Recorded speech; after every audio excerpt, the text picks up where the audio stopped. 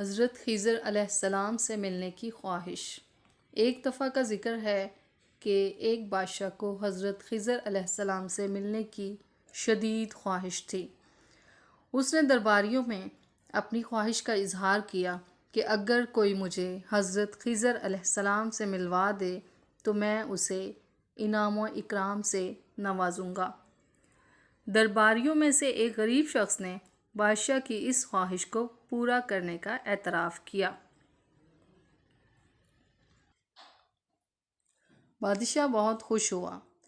اس شخص نے بادشاہ سلامت سے عرض کی کہ اے بادشاہ سلامت، مجھے دریا کے کنارے 6 ماہ تک ایک وظیفہ پڑھنا ہوگا، اور جب تک میں یہ وظیفہ پڑھ لوں گا، کیونکہ میں غریب شخص ہوں تو آپ کو اس دورانیے میں میرے غریب خاندان کی کفالت کرنا ہوگی۔ بادشاہ نے بخوشی اس شخص کی شرط پوری کرنے کی حامی بھر لی اور راشن اس کے گھر بھیج دیا۔ 6 ماہ کا عرصہ گزر گیا اور 6 ماہ بعد جب اس شخص کو بلوایا گیا تو بادشاہ سلامت نے کہا کہ مجھے ابھی تک حضرت خضر علیہ السلام نہیں ملے۔ اس شخص نے کہا بادشاہ سلامت، ممکن ہے مجھ سے وظیفے میں کوئی غلطی ہو گئی ہو، لہٰذا مجھے مزید 6 ماہ کا عرصہ درکار ہے اور آپ کو مزید 6 ماہ کا راشن میرے گھر بھجوانا ہوگا۔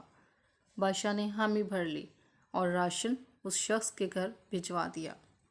6 ماہ بعد اس شخص کو جب دوبارہ واپس بلایا گیا تو بادشاہ سلامت نے کہا مجھے ابھی بھی حضرت خضر علیہ السلام کا دیدار ہوا ہے، نہ وہ مجھے ملے ہیں۔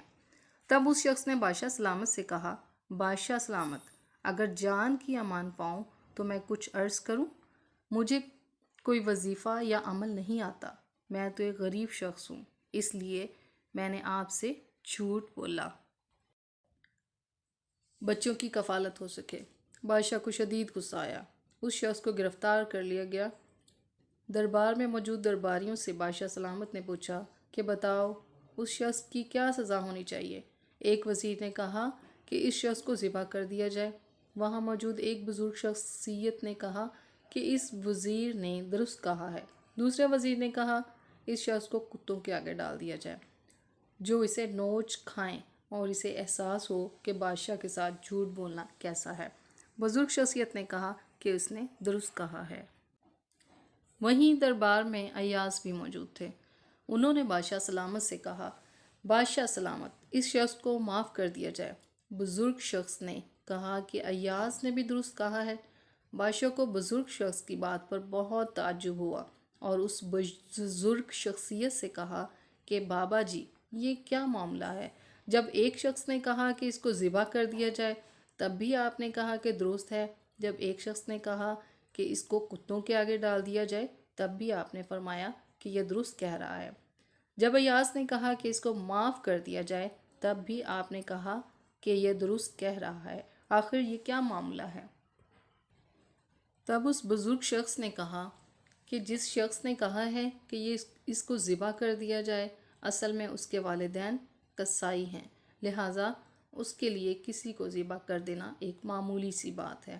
جس نے کہا ہے اس شخص کو کتوں کے آگے ڈال دیا جائے، اس کے والدین اصل میں بادشاہ کے کتوں کو نہلایا کرتے تھے، لہٰذا اس کے لیے بھی کسی شخص کو کتوں کے آگے ڈال دینا ایک عام سی بات ہے۔ اور ایاز نے کہا ہے کہ اس شخص کو معاف کر دیا جائے۔ اس کی وجہ یہ ہے کہ ایاز کے والدین سید خاندان سے ہیں، چونکہ یہ ایک مقدس خاندان ہے اور نرم مزاج، نرم دل خاندان ہے، اس لیے ایاز بھی اس شخص کے لیے نرمی اور معافی کا خواہش مند ہے۔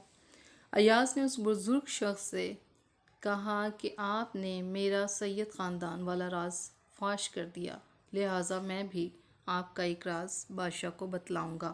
تب ایاز بادشاہ سلامت سے مخاطب ہوا اور کہا کہ بادشاہ سلامت، آپ جس خضر علیہ السلام سے ملنا چاہتے ہیں یہ وہی خضر علیہ السلام ہیں۔